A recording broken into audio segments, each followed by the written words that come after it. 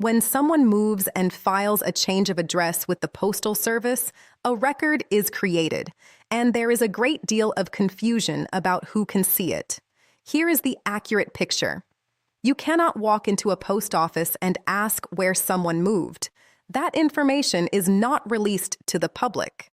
What exists is the National Change of Address System, a regulated database that licensed users may access to update their own mailing lists, subject to strict rules about how it is used.